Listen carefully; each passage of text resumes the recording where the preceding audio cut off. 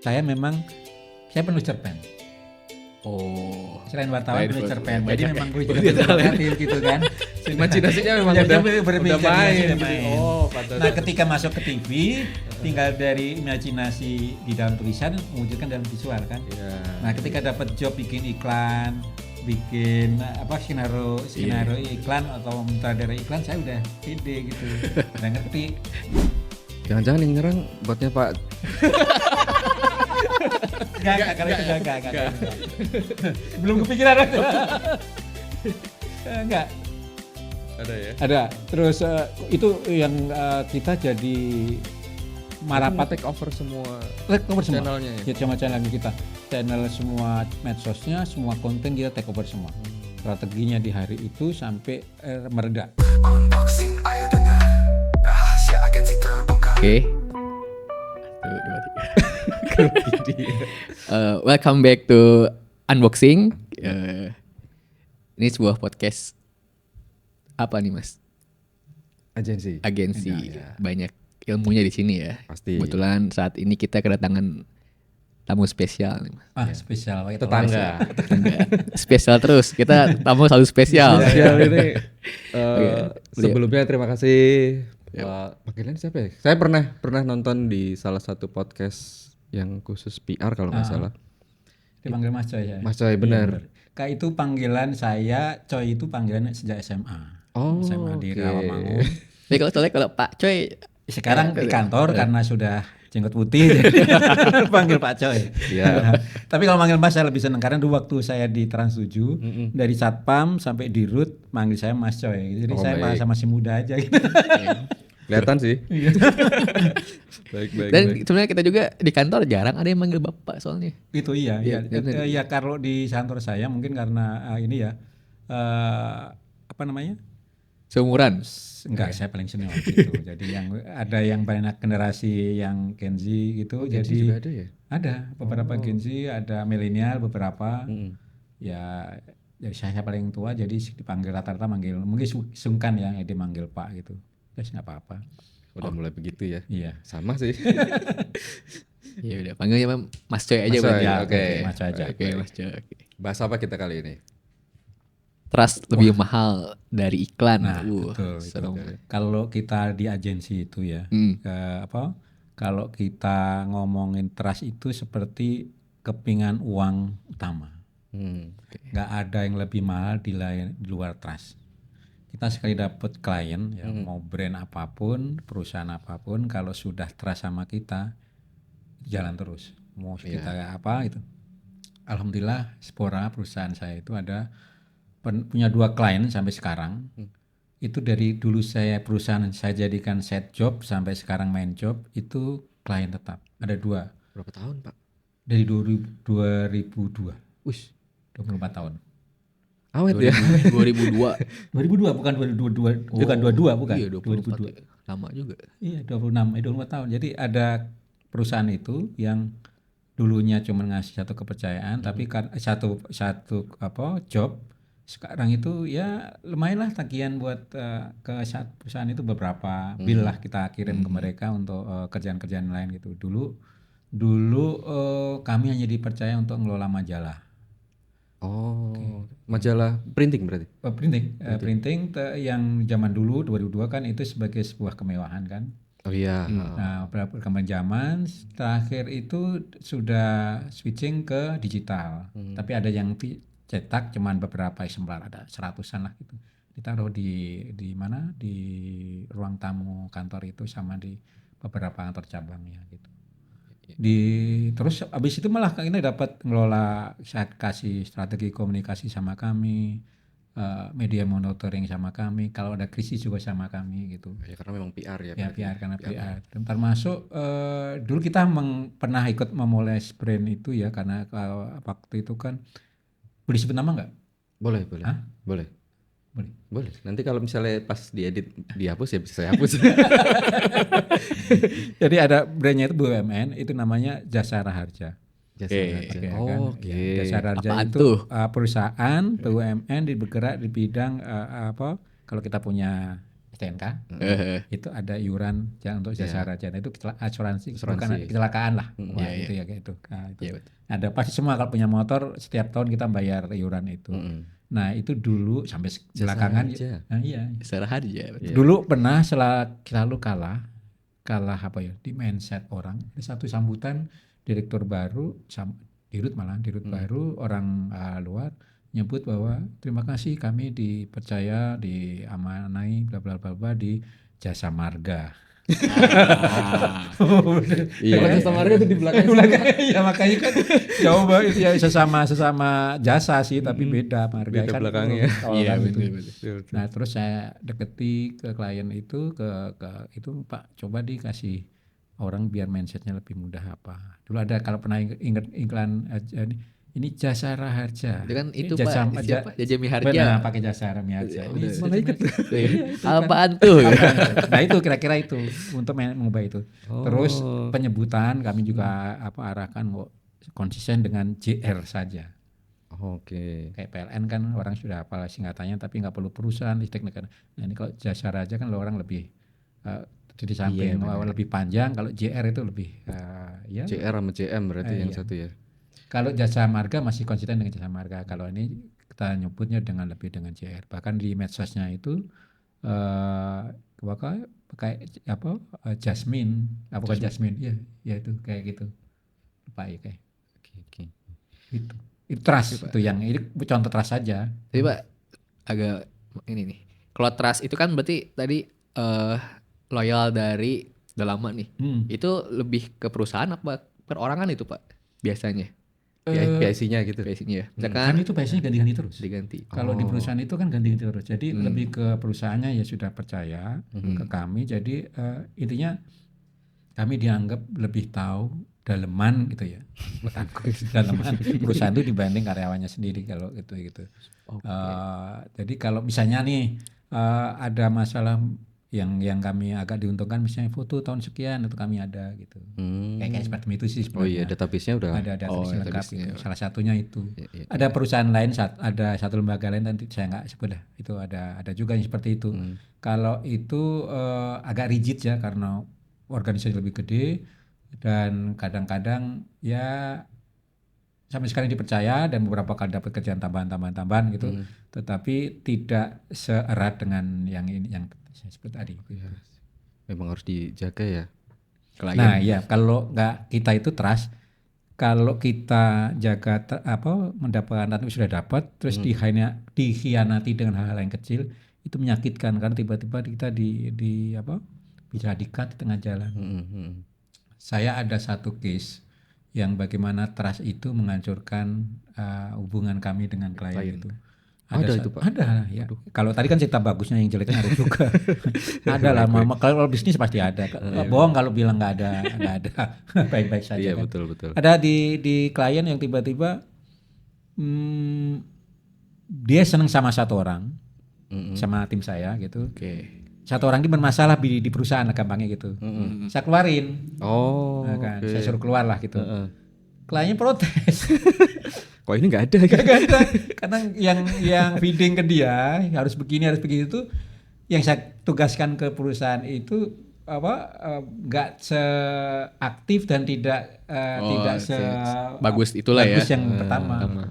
Akhirnya nggak langsung diperpanjang. Ada juga yang tiba-tiba di-cut gara-gara gitulah.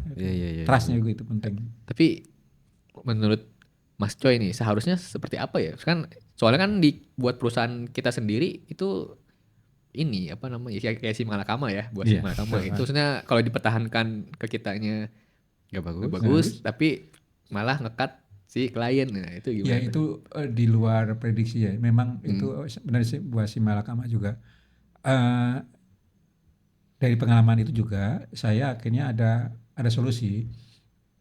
Itu kalau memang kita karyawan itu masih bagus, terus relasinya kita nggak baik, mungkin kita alihkan jadi freelance aja gitu. Jadi tidak ke tingkat komunikasinya tidak Iya. Dan kita memutus untuk tidak menginfluence yang lain gitu loh. Tidak menjadi toksik buat yang lain. Ya Takutnya yang lainnya ikutan ya. Ya gitu kan, kira-kira gitu. Paling seperti itu. Insya Allah enggak, yang saya sih enggak sih. Cuman ya sebuah takdir kan. Meskipun abis itu, gitu.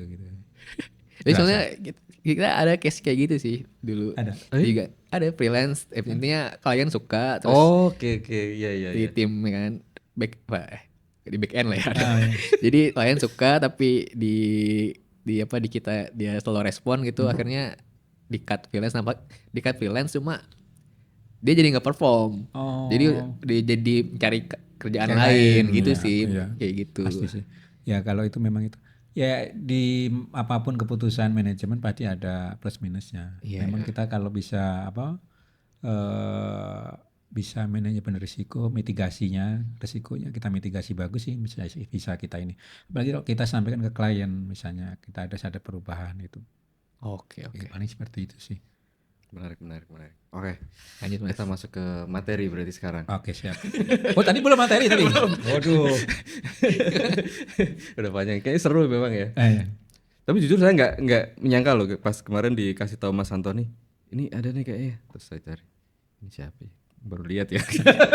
Terus saya cari di YouTube dan lihat, menarik nih kayaknya memang harus diundang nih. Terus ada satu saya cari di LinkedIn, pernah jadi jurnalis juga ya? Oh iya, jadi saya karirnya malah jadi jurnalistik. Jadi saya itu dari SMP suka nulis, suka ngarang itu. Terus kemudian dulu pas kuliah saya zaman dulu ya, zaman tahun 80-an itu koran itu menjadi media utama lah. Betul. Bukan kayak medsos sekarang. Jadi saya aktif menulis di koran-koran dan dari koran itu saya kirim ke satu majalah yang lagi nyari lowongan. Saya belum lulus, baru semester 8. Tinggal skripsi dan PKL ya. Waktu itu saya malah milih ikut tes itu, diterima. Saya tinggalin kuliahnya, hampir nggak lulus tapi akhirnya lulus alhamdulillah. Itu jadi wartawan, pernah jadi itu dengan Bang Karni Ilyas ya, di majalah Forum Keadilan. Saya diajari langsung sama beliau, sama Pandana Baban, Bang Pandana Baban. Serem memang. Memang dua-duanya termasuk kaliber nomor 1 untuk investigasi ya. Nah, iya bingungnya investigasi ini. Iya. Investigasi itu kan wartawan yang kita sendiri harus pandai menyusup, pandai bergaul, pandai menerobos narasumber gampangnya. Banyak berkawan dengan banyak kalangan. Dari preman sampai pejabat harus punya itu kan. Berarti bentar Pak, ini sama kayak bocor alus kalau di YouTube. Kira-kira kalau zaman sekarang bocor alus. Oke. Iya, betul, bocor alus zaman sekarang. Jadi majalah Forum itu kan dulu anak usahanya Tempo. Oh, ya sama berarti. Jadi gennya iya. itu gen Tempo, jadi investasinya ke Tempo. betul. Terus saya berkembang lagi ketika ke majalah Panji, namanya majalah Panji Masyarakat, sama Mbak Uni Lubis. Uni Lubis itu yang IDN News, gambarnya itu. Nah, sama beliau. Nah, saya dikasih lagi di Des Investigasi juga. Itu saya dulu bisa searching atau masih ada, itu dulu pernah heboh waktu zaman Pak Habibie. Ada kasus zaman dulu itu kasus Pak Habibie, presiden, jaksa agungnya Andi Muhammad Galib telepon-teleponan ngomongin Pak Harto agar tidak lengserkan. Bukan, Pak Harto udah lengser, lengser. tidak diadili. Oke. Nah, gitulah, kira-kira gitulah. Ada rekamannya, tim kami itu dapatkan itu, terus heboh lah itu. Dan beberapa setelah itu kita di Panji ada beberapa liputan yang zaman itu heboh gitu. Nah, itu tahun 2002, awal 2002 saya pindah ke Trans TV. Trans TV jadi produser, bikin program. Terus terakhir 2016 jadi wakil pemimpin redaksi Trans 7. Trans TV pindah ke Trans 7. Terus nah tahun 2004 saya mulai bisnis, bikin perusahaan ini Sporacom itu, tapi itu dulu masih side job. 2004 berarti. 2004 Spora ya dia berdiri. 2002 itu beda-beda bulan lah. Saya beda bulan, saya mulai dari masuk di Trans TV, kemudian bikin perusahaan ini sama teman, kemudian teman yang jalanin sampai 2016 saya full jadi CEO. Nah, switchingnya saya sih nggak anggap switching ya, karena memang dari side job ke second job aja, prepare lah awalnya gitu. Jadi saya sudah prepare kalau sudah nggak jadi wartawan mau ngapain kira-kira gitu. Umur berapa Pak waktu itu Pak? Mulai Mohon maaf nih. 2016 itu umur 45 kali ya. Oh. Sekarang 58 berapa sih? 60 Udah deket 48 kalian belum ada kan? Saya bapak pas kuliah, saya masih belum dipertemukan. Bapak ibunya saya belum bertemu. Mahfum sama belum ya. Kuliah itu mulai bisnisnya dari 2002 memang sudah kita rancang. Saya justru saya awalnya dia rancang diajak, tetapi yang dapat kliennya saya baru buka belakangan setelah keluar dari Trans 7 itu ambil mayority itu klien itu saya yang dapat gitulah. Jadi saya wartawan merangkap sales marketing. Kira-kira gitu. Berarti itu ya triggernya ya memang. Triggernya memang saya sudah persiapan berpisah dari awal. Saya sudah berpikir bahwa suatu saat saya nggak bisa jadi wartawan terus dan masa setelah itu sudah itulah kira-kira. Tetapi sebenarnya itu lebih cepat dari yang perkiraan karena pensiun saya itu kan mestinya 55 itu 3 tahun lalu mestinya baru pensiun. Bukan 60-an ya Pak ya? Enggak, di swasta kan. Swasta ya? Swasta lebih cepat ya? Lebih cepat. Dia 55 itu 3 tahun lalu baru pensiun. Cuman kalau saya mikir kalau 3 tahun lalu saya pensiun, saya mungkin kalau Spora tidak ya gampangnya tidak punya klien sebanyak sekarang gitu kira-kira. Karena saya prepare-nya jauh lebih dalam kan. Banyak belajar lah. Iya gitu. Nah itu tadi kayak lu kan jurnalis nih terus ke agensi kreatif gitu. Kreatif, iya. Itu ada kan pasti switching kan Pak itu iya. juga kan itu. Saya di TV kan berpikir kreatif. Oh iya juga ya. Gitu. Saya dulu suatu saat saya pernah dapat project iklan. Lo percaya boleh tidak? Itu saya bikin skrip, saya DOP-nya, saya sutradaranya. Waduh. Merangkap semua. Saya ngurus talentnya. Iklan ada beberapa iklan yang saya seperti itu. Oh, berarti memang udah pernah ya? Pernah gitu. Jadi karena saya memang saya penulis cerpen. Selain wartawan penulis cerpen. Jadi memang gue juga kreatif gitu kan. Imajinasinya memang udah main gitu. Pantas. Nah, ketika masuk ke TV, tinggal dari imajinasi di dalam tulisan mewujudkan dalam visual kan. Nah, ketika dapat job bikin iklan, bikin skenario iklan atau menyutradarai iklan, saya udah pede gitu. Udah ngerti. Apalagi mainnya di TV ya. Di TV. Jadi ya switch-nya kecil lah gitu. Jadi saya yang dibayangkan saya ini jurnalis terus akhirnya main ke kreatif agensi kan kayak ya yang tadinya bau yo. Enggak, karena di TV itu kan jurnalis TV sudah berpikir dengan linear dengan iklan-iklan video kan. Oke. Jadi itu saya dapat berapa iklan itu saya sutradarai. Tadi saya nulis skripnya, nunggu editing juga saya. Oh iya, post pro-nya sampai. Banyak orang yang nyuruh ganti ini kayak gitu, kasih sound ini kayak gitu saya sudah. Udah katam banget berarti ya. Kalau saya dapat iklan sekarang, mungkin saya kan tidak seliar dulu ya, karena bagaimanapun kreatif itu, menurut gue ya itu di usia sekarang itu masih paling liarnya kalau di usia kayak saya itu sudah apa yang pernah dulu dilakukan akan dilakukan lagi. Oh gitu. Kreatifnya seperti itu, jadi jarang orang berpikir untuk sesuatu yang baru on the box lagi yang baru. Jadi ketika lihat konten-konten iklan sekarang di medsos apalagi banyak kaget bisa ya. Bisa bener. Kepikiran terus ya. Ini orang yang pertama kali bikin gimana ya? Kebanyakan nonton iklan Thailand kayaknya. Iya gitu. Kalau di zaman dulu ya zaman waktu saya jadi wartawan ya saya termasuk kreatif lah gitu. Muji diri sendiri. Pantes. Gitu. Jadi sudah diajari, sudah dilatih di industri TV untuk di kreatifnya itu. Kalau di TV kan saya suka mikirin show-nya kan, kreatif show gitu. Misalnya talentnya seperti apa, studionya seperti apa, look-nya gimana. Itu ya, sebenarnya ketemu artis juga pasti. Iya, dulu di TV masih nggak bohong kalau nggak ketemu artis mas. Seliweran. Iya. Acaranya Gong Show jangan acaranya. Enggak dulu karena saya di news jadi kebanyakan program-program news. Oh. Bukan Tahun itu apa ya? Gong Show kan Trans TV. Oh iya ya. Ya saya masih di Trans TV zaman itu. Oke. Zaman apa Indonesia Cari Bakat itu. Oh iya itu ya. Iya. Oke. Terus ini Pak, kan berarti dari sekian lama pengalaman Bapak itu kan ya pasti banyak lah ya yang didapat gitu kan. Cuma kan gak konsisten. Gimana Bapak apa Mas? Oh iya Mas. Aduh. Karena Bapak di sumur bukan ya. Sumuran gue. Oke, Mas Coy. Iya.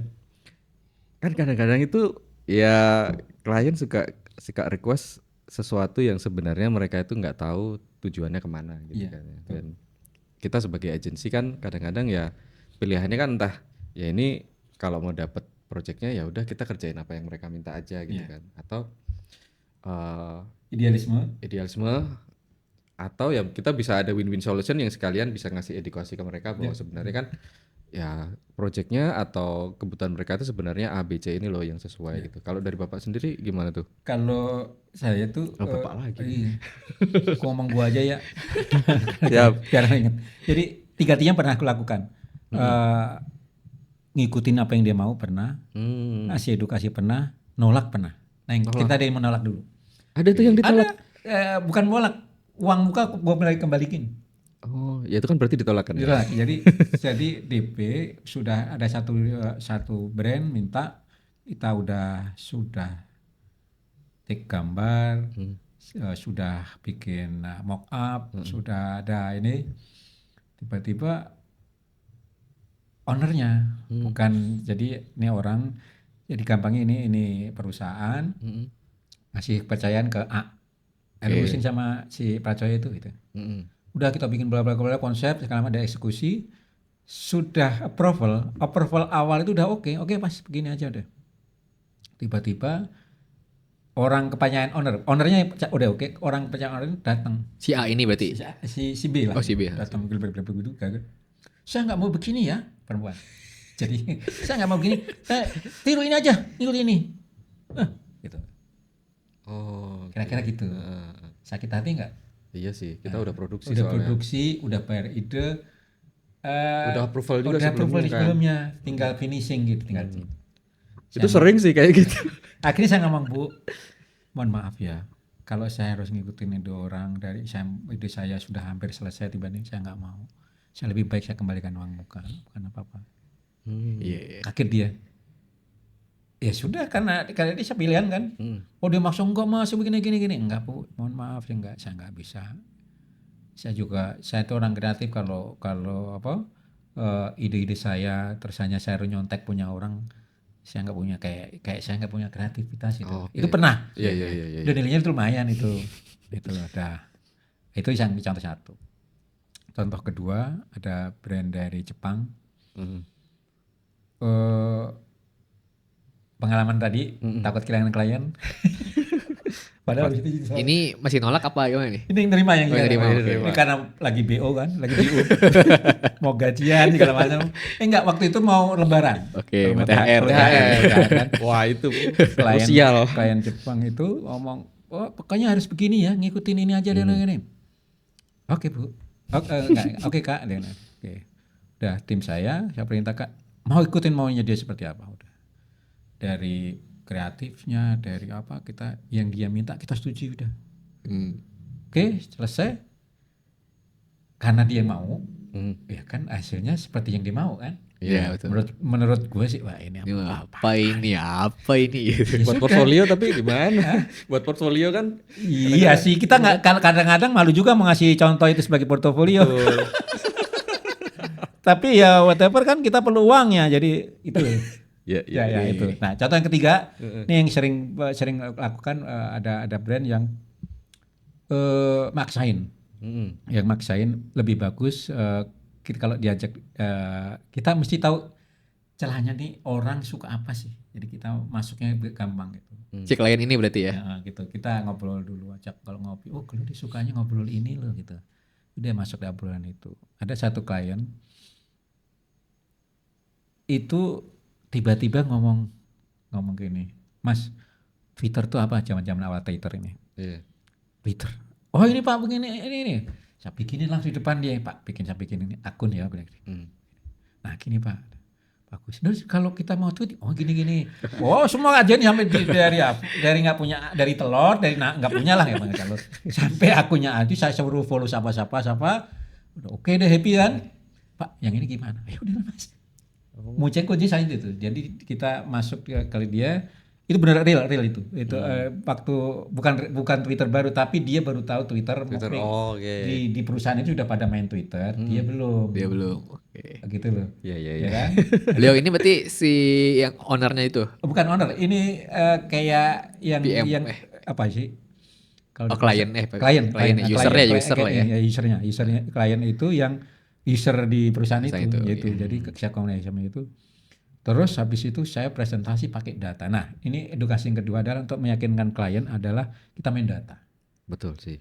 Nah kalau ngomong, ini gini, oke kita main data. Misalnya, Bu kalau iklannya gini, kreatifnya seperti ini dulu pernah ada contohnya, tapi datanya begini, jelek loh, produknya nggak jalan. Oke. Gitu. Ada yang, itu saya Twitter, terus ada contoh yang dia nggak mau, pokoknya iklannya itu hanya mau di model kayak carousel gitu loh, nggak mau video, ya kan? Yeah. Repot itu kalau dimensikan cuman mau gitu kan. Ya kita mau sih data Bu, sekarang trennya orang kayak videonya seperti ini, bentuknya harus vertikal. Kenapa vertikal? Oke. Kan dia biasa masih di rumah, masih nonton TV. Oh iya betul. Ya kan, kalau kita kapan nonton TV terakhir coba lu sebut kalau nggak nonton bola. Kapan ya? Jujur aja, ya kan? Pandemi sih. Nah itu dikasih data-data seperti itu biasanya manjur lewat data, entah data data analitik itunya ya, data comparing, artinya yang sejenis produk sejenis, iklan sejenis kah, produk sejenis kah, atau tren yang sedang itu orang biasanya lebih senang. Oh iya, idenya itu. Nah kalau kita debat apapun idenya biasanya kalah.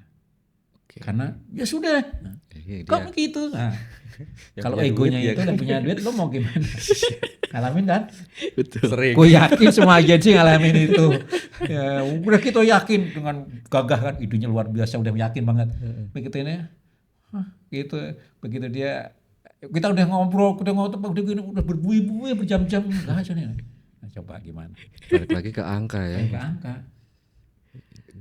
Tapi ada nggak sih case si kliennya sadar pas udah publish gitu, ih jelek juga ya ada gitu. Ada. Ada yang konyol. Ada punya brand, owner sama anak. Ini anak baru lulus. Oke. Lulus kuliah di bagian kreatif lah. Saya lupa jurusan apa gitu. Lulus itu brand, kami itu pegang 3 tahun lah gitu ya, hampir 3 tahun. Datang gagah tuh anaknya, culun lah, namanya culun Cimrin. Kenalin ibunya, yang ownernya kayak ibu-ibu. Mas tolong bantu si anu ya, ajarin ini. Ya udah, kita dengan tulusnya ngasih edukasi ke dia. Udah satu bla bla bla. 3 bulan dia rasa datang udah gini, gak bisa gini. Oke. Bener, ternyata dia lagi nyari panggung buat ibunya kan, ke depan bawa dia gitu. Akhirnya tidak hanya ide-ide kami, tapi juga proyek kami di stop, diambil sama si anak itu. Ada juga. Waduh. Sakit gak dia? Iya sih. Udah dikasih Udah diajarin. Dari dia nggak tahu apa-apa. Paling nggak ada kerjasama apa gitu yang terbentuk ya dari situ ya. Dari nggak tahu apa-apa sampai diajari ngerti. Ya ibaratnya kalau kursus itu 6 bulan, tapi karena intens ya 3 bulan. 3 bulan nggak nyampe. Saya sering komunikasi, sering ada case ini kita diskusi ya, tapi ya situ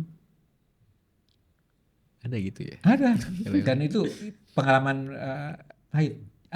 Dari kejadian itu saya PHK beberapa orang karena sampai gitu kan nilai kontraknya tinggi bos. Oh iya, jadi hilang ya. Iya. Waduh. Kontraknya tinggi, sementara saya untuk handle klien itu saya pegang, kasih tempatin ke 3 orang embedded gitu. Oke Pak, Bentar, saya agak menyimpang dikit nih soal PHK ya. Iya.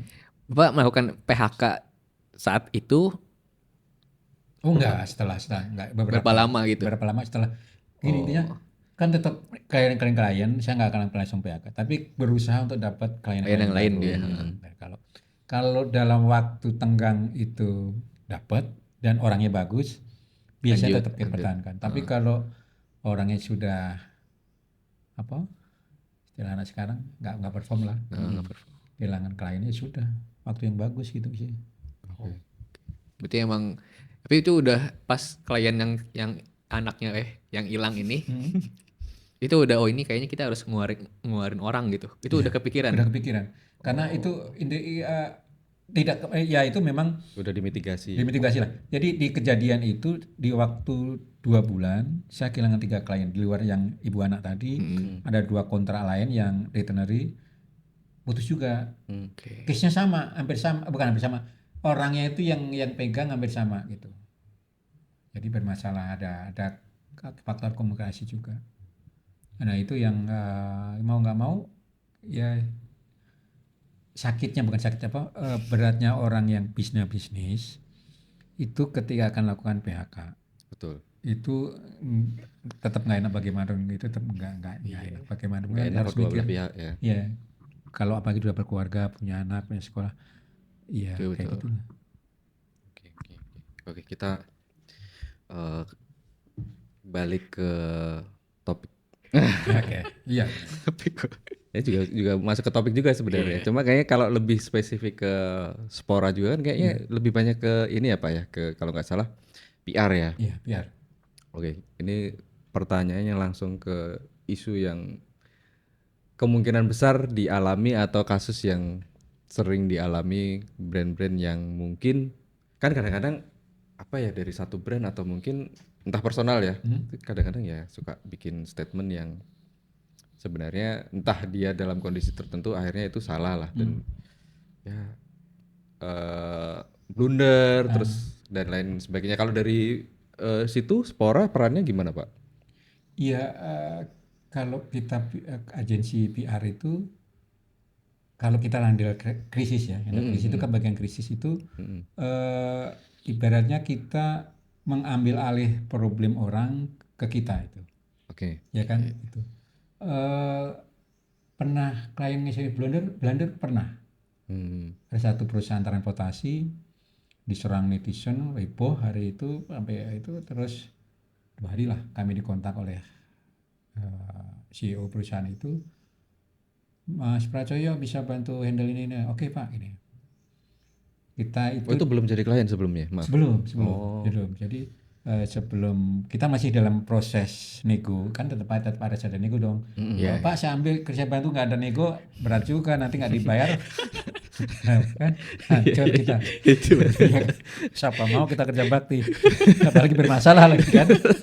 Lagi proses nego itu dia ngeluarin statement blunder di IG-nya. Oke. Padahal lagi diserang di X di Twitter. Dia bikin statement di ini akhirnya di screenshot itu di X rame lagi. Akhirnya saya minta dipercepat itu untuk pas iya apa enggak, kalau iya segera biar saya kasih mitigasinya harus seperti apa. Jangan-jangan yang nyerang botnya Pak. Enggak. Belum kepikiran. Enggak, tapi itu ada. Ada ya? Ada. Terus itu yang kita jadi Berarti nge-take over semua channelnya ya? Sama channelnya kita. Channel semua medsosnya, semua konten kita take over semua. Strateginya di hari itu sampai mereda. Oke. Itu blundernya karena dia itu bikin statement yang di luar apa yang kami sarankan atau ujuk-ujuk lah kami orang Jawa. Orang Jogja kan ngerti. Ujuk-ujuk apa? Tahu? Tiba-tiba. Ya tiba-tiba ujuk-ujuk. Tiba-tiba bikin statement itu yang ya pokoknya blunder lah menghancurkan reputasi perusahaan. Akhirnya kita kasih begitu deal angka, saya rapat maraton dari jam mungkin maghrib ya, habis maghrib sampai setengah 12 malam online. Gini kita begini besok harus gini, hari besoknya kami sudah take over semuanya. Online ya itu berarti belum lama ini kayaknya. Ya. Kira-kira gitulah. Monggo. Lanjut. Nah, itu terus kami kasih saran, kasih take over. Ya alhamdulillah itu waktu targetnya dia minta 3 bulan sudah recovery, saya itu alhamdulillah 7 hari sudah recovery, sudah bagus. Tapi akibatnya kontrak saya diperpendek menjadi 1 bulan. Yang 2 bulan gak dibayar.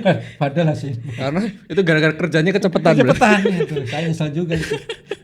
Tapi kan bagi dia bagus kan impactnya. Ya, dan tapi setelah itu ya bagusnya ya saya bersyukur aja setelah kejadian itu rupanya case ini jadi ada beberapa yang monitor siapa sih konsultannya mungkin ya atau ada perusahaan sejenis yang hubungin gitu terus ada perusahaan yang nggak sejenis tapi terkait dengan yang saya handle itu belakangan kena case belakangan ini tahun ini lah ini bulan apa sih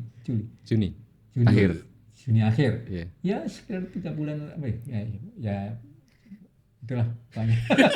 habis lebaran karena kan bagaimanapun kan ada NDA not disclosure agreement ya nggak boleh kita buka klien ini kita yang handle gitu jadi saya nggak akan nyebut nama termasuk case-nya aman biar maksudnya jangan lupa pancing-pancing ya takut saya kecap. Nah itu ada satu perusahaan yang kena masalah kalau ini lebih berat didatangin KPK. Waduh. Ada dugaan ya berarti. Ada dugaan perusahaan itu nyimpen barbuk yang dicari KPK gitu. Nah, itu ya alhamdulillah ya itu. Itu yang ditarget sama KPK perusahaannya atau person di dalamnya, Pak? Mas kalau mancing gue takut kepancing. Jadi makanya barbuknya di perusahaan itu. Oke. Sudah Pak. Berarti kan semua ini kan tadi case-nya investigasi dalam ini ya. Apa namanya kayak tadi ada krisis gitu ya. Tiap perusahaan butuh itu apa enggak ya? Apa cuman di spesialisnya spesialisasi spora? Ya saya bisa anggap gue sih nganggap itu kelebihan spora ada tambahan investigasinya kan gitu kalau karena ada pernah ya dulu karena ya. pernah itu jadi kita tahu ada satu klien yang minta Pak saya direktur perusahaan besar lah Pak saya diberitakan begini tahun investigasikan dong nih siapa yang nyerang saya gitu. Bisa gitu ya? Bisa itu kita lakukan sampai beritanya kami turunkan. Bisa gitu ya? Bisa tapi lebih biaya Pak. Iya sih. Tapi kan Pak Mas Coy kan udah kenal dengan media juga. Iya, ya sebagian kenal lah. Tapi sekarang kan tahu ya media yang quote unquote yang tidak terdaftar di Dewan Pers atau kita sebut sering quote unquote media abal-abal itu kan lebih banyak daripada mainstream yang diakui oleh itu. Nah biasanya yang masuk ya? Yang nakal itu media-media yang tier keberapa atau yang kita disebut ada ya nama media itu kira-kira gitu. Okay. Jadi yang bacanya ada satu pernah nih ada case Pak soal diberitakan gini-gini saya cek perusahaan pakai kan ada alat buat ngecek nih yang baca berapa media yang media itu cuman dikunjungin selama sebulan terakhir itu kurang dari 100 orang. Kan itu dari mana itu ya? Iya kan. Kalau kayak gitu bisa diabaikan aja nggak Pak? Ya akhirnya saya ngomong Bu kalau gini diabaikan aja yang baca gitu. Terus saya ngomong buat edukasi buat semua aja ya. Kalau ada case berita negatif jangan lo kasih linknya, tapi screenshot aja beritanya itu. Kenapa link itu akan bergulir dan dia akan senang bisa monitor. Banyak nih. Jadi traffic ya. Jadi traffic buat dia. Nah itu saya dikasih beberapa edukasi di beberapa perusahaan saya ngomong begitu. Kalau dikasih pelatihan gitu. Di perusahaan-perusahaan untuk ngadapin krisis kalau ada bosnya di berita negatif jangan kasih link, jangan sebar link itu. Foto aja berarti. Itu saya fix bener. Itu saya pakai similar web, saya cek kurang dari 100 visitor dalam sebulan terakhir. Kecil banget berarti. Visitor lo bukan viewer yang ngeklik berita itu bukan. Visitor yang datang di dalam web. Webnya itu secara keseluruhan. Yang kalau 100 itu kan paling yang nulis, yang edit, keluarganya yang nulis, keluarga yang edit. Yang ngetes itu Yang kan, ngetes. ini kontennya terupdate enggak gitu. Kira-kira gitu. Oh ya, mungkin satu pertanyaan selipan, Pak. Berarti kalau di Spora itu ada klien yang selalu di maintain atau enggak kalau terkasih? Oh, tetap ya. Ada. Berarti memang ini pemahaman saya aja ya, mesti ngejagain kayak citra gitu Betul, melalui ya. PR itu. Oh, oke. Ya jadi kami itu lebih banyak di kontrak retainery, artinya tahunan ya. Untuk Oh, jaga itu. iya, Jadi dari strategi komunikasi, media monitoring, kadang-kadang plus medsosnya, kelola medsos, sama bonus. Bonus itu kalau ada case-case tadi, ada krisis gitu. Iya sih. Jadi ini ya, karena kadang-kadang mungkin kalau yang memang pegang sosmed doang gitu kan, kalau misalnya ketika ada krisis juga ya dia cuma bisa bikin rilis Ini doang rilis kan. ini bantu itu aja. Jadi kalau ya beberapa diuntungkan seperti itu. Ada sih yang cuman medsosnya aja. Itu. Tapi ya kalau lebih senang sih kita handle dari hulu sampai hilir, dari strategi komunikasi, media monitoring, sosial medianya, media handlingnya kalau ada itu, terus kita masuk Ada krisis placement ya? handling gitu. Cok. Masuk placement. Monggo. Oke. Kita baca aja nih Pak ya, Mas Coy, kita baca aja deh. Sosmed bisa menggeser Sosmed peran bisa menggeser PR. peran PR kah? Oke, agensi PR terutama apalagi bila sebuah brand lebih memilih ke akun-akun sosmed besar untuk placement. Iya sih, kalau itu memang sekarang saya ngalami ada brand yang saya handling. Saya handle itu kemarin yang kalau di media internal kan tetap mereka ya, internal officialnya tetap kontennya itu kalau kami yang handle ya sudah kita handle berarti itu. Tapi ada juga yang dia pengen pertama ada dua, ada pengen dari segi berita ya, dimuat di media online ya. Let's say detik.com, Kompas, Backlink gitu. backlink gitu. Ada juga yang beberapa brand yang pengennya hanya di homeless media aja. Oh, oke, ini lagi ngetren sekarang. Lagi ngetren sekarang. Jadi saya dulu nggak pernah berpikir homeless media itu saya anggap apa sih. Ternyata sekarang itu brand-brand beralih ke sana. Bulan ini saya handle brand yang dia placementnya di homeless. Hanya homeless Pak, homeless. Nggak mau di Media influencer, KOL atau media besar, nggak ada. Oke. Dan smooth, artinya kan ada campaignnya istilahnya. Gue tuh ngelihat bahwa salah satu kelebihan homeless media adalah dia bisa memainkan peran untuk campaign yang tidak terang-terangan ya. Oh iya. Ya kan? Kalau di media kan gampang ini iklan gitu. Nah di homeless media itu dia bisa tiba-tiba ngomong apa, baru di ujung terakhir ada pesan. Ada produknya. Bahkan brand yang kemarin saya handle itu dia tidak mau disebut merek atau apa, cuman dia mau ada satu omongan, hashtag lah gampangnya, muncul itu di itu. Itu aja. Bahkan nggak kelihatan gitu, misalnya merek atau apapun di baju atau baju nggak ada. Oh. Iya, bisa gitu Shop ya. campaign. Kalau terus-terusan sih memang akhirnya kebentuk juga ya. Oh ini memang polanya dari brand tertentu gitu kan misalnya. Ada yang begitu. Tapi ya tidak semua. Sekarang masih banyak kan pemainnya. Masih yang dipercaya KOL banyak, masih yang pakai buzzer juga banyak.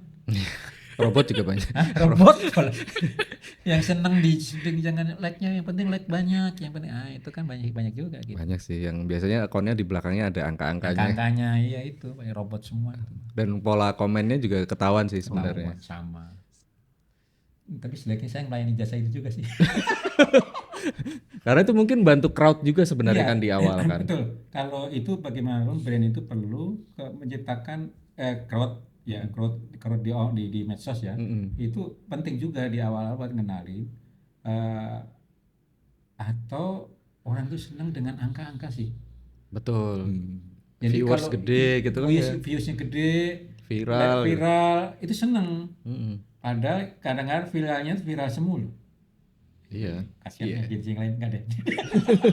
Ayo, Villa Semu. Saya soalnya pengen jadi content creator nih. Iya. Wah.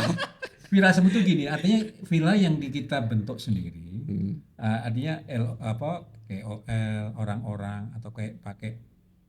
Saya baru ketemu agensi.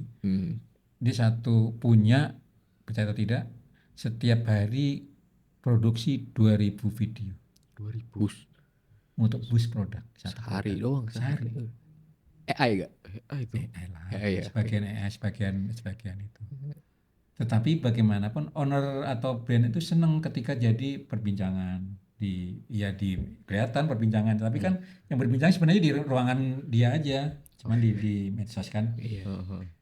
Kalau zaman dulu ya di lapangan parkir mana dikumpulin semua gitu.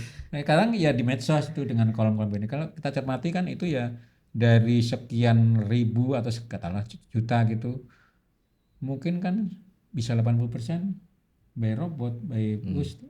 Iya. Yang balik jadi conversion juga mungkin nggak segede itu juga sebenarnya. Iya sih, tapi temen agensi itu yang dia berani kalau dengan 2000 konten itu dia bisa menjual sekian produk gitu.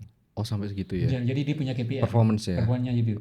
Dengan 2000 video, usernya berapa saya lupa itu.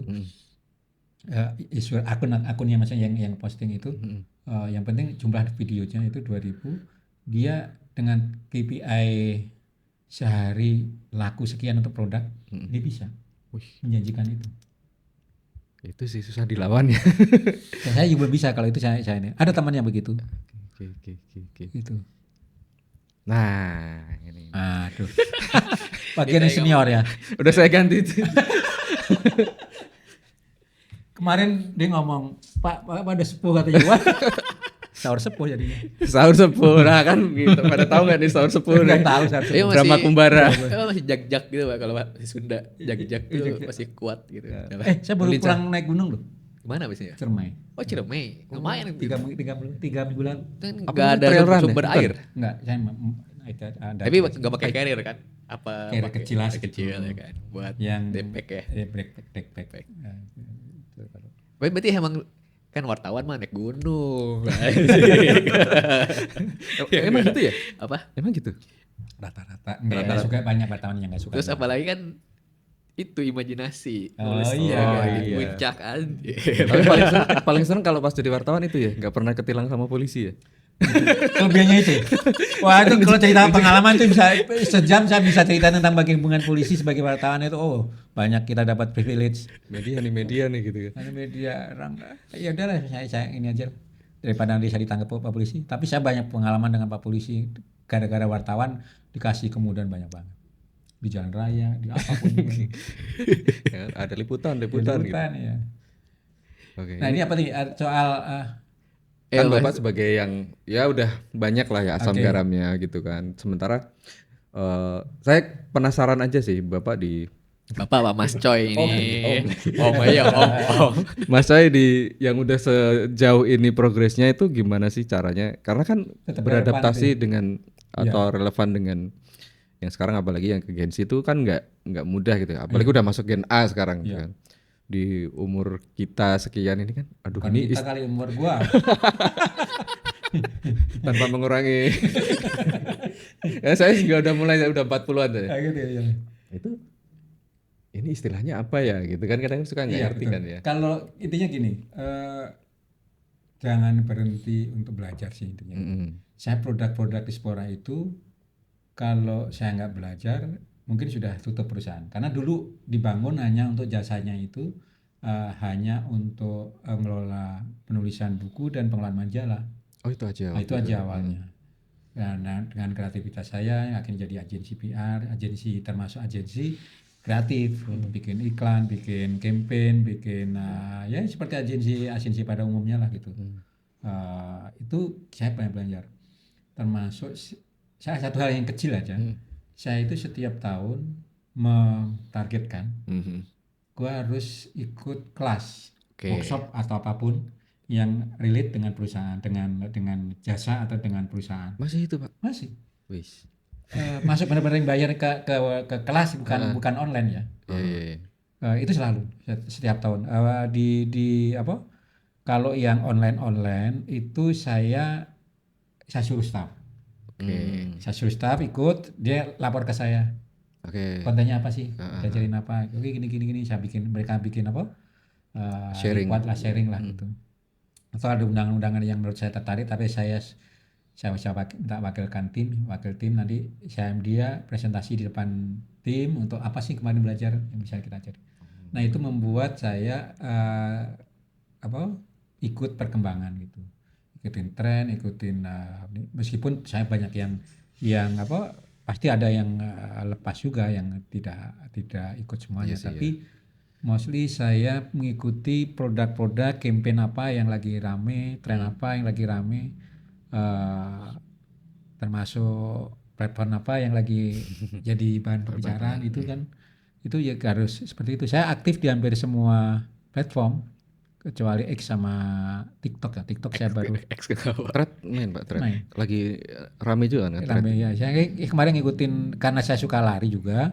Saya ngikutin isu-isu Dokter Tirta sama siapa yang kemarin ya lari pakai ajudan itu. Pakai box itu ya. Yang pakai box ya. Masih kapan terakhir race Pak? Saya race belum pernah, belum pernah. hobi aja. Oh. Kalau saya kan mau naik gunung, ya saya benar harus ini dulu. Jadi saya latihan itu. Buat isi. Nah itu salah satunya, dan anak saya kan Gen Z ya. Ya saya banyak belajar dari dia, sadar nggak sadar gitu omongan dia kayaknya gitu. Plus di karyawan juga karena banyak Gen Z, saya sih oke aja gitu. Ya, tapi ya salah satu yang kadang-kadang anak-anak sekarang lupa itu adalah soal wise itu tidak harus tua loh. Iya sih. Ya kadang-kadang anak-anak sekarang itu kan soal itu dilupakan. Ya hajar aja.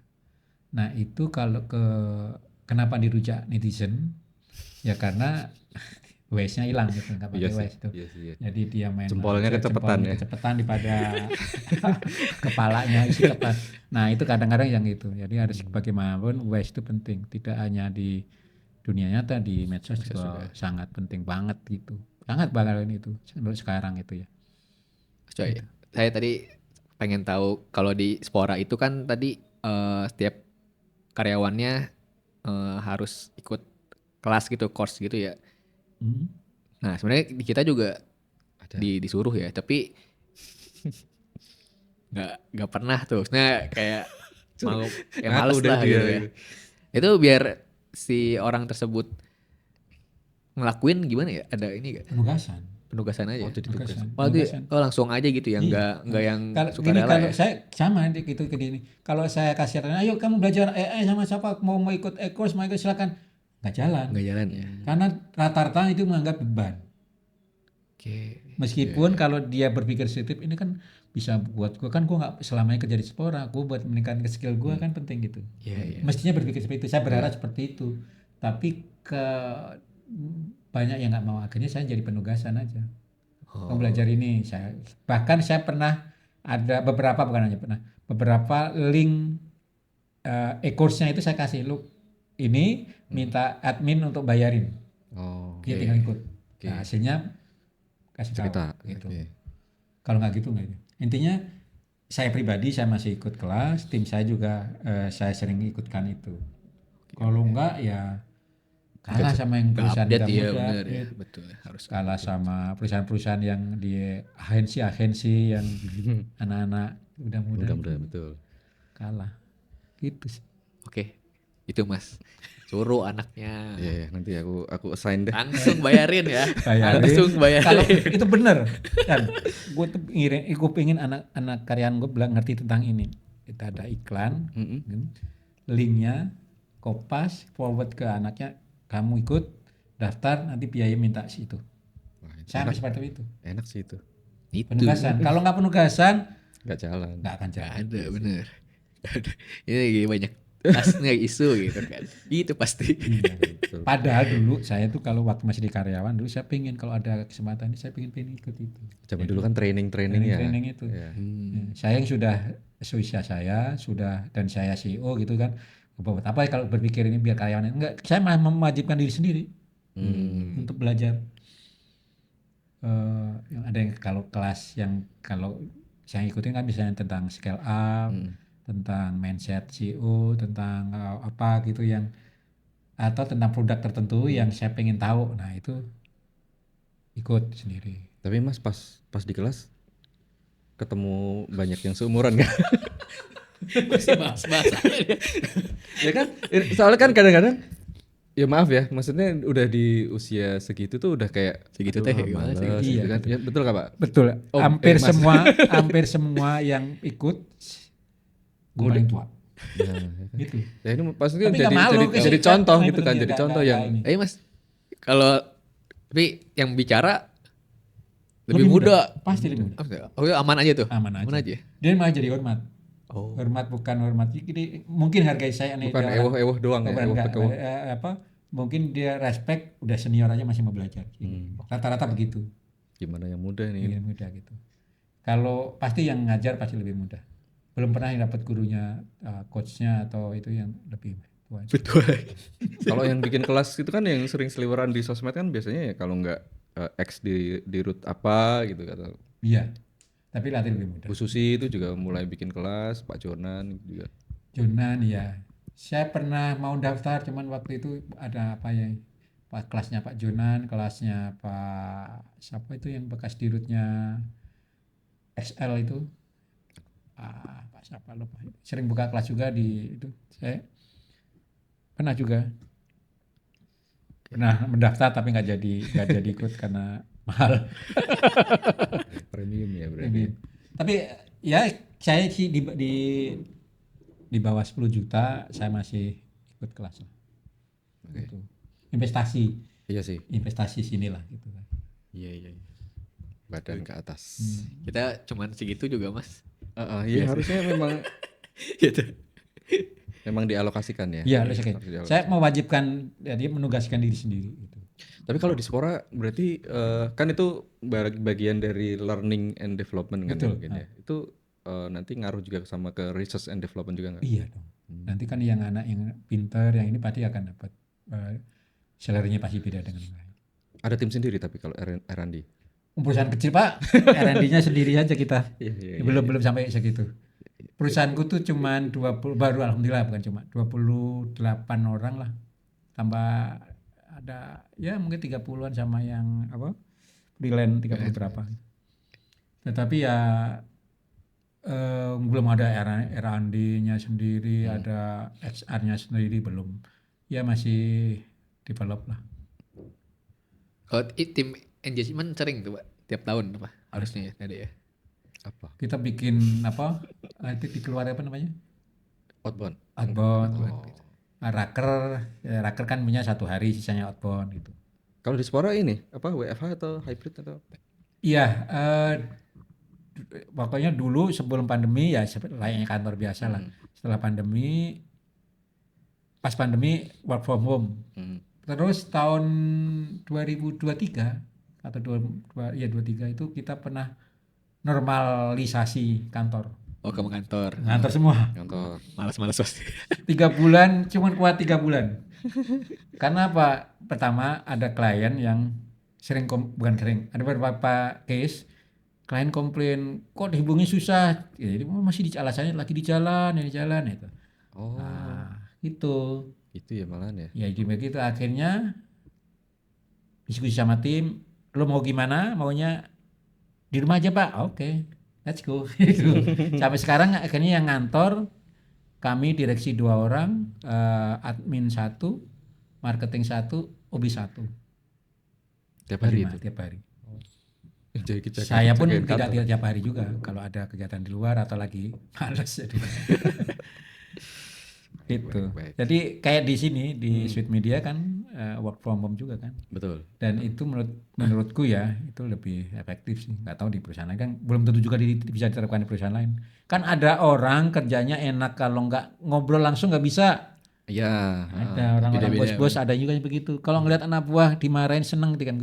Kalau lihat orang kalau dimarahin lewat WA kan nggak kelihatan ekspresinya. Mungkin ya. Ada ya.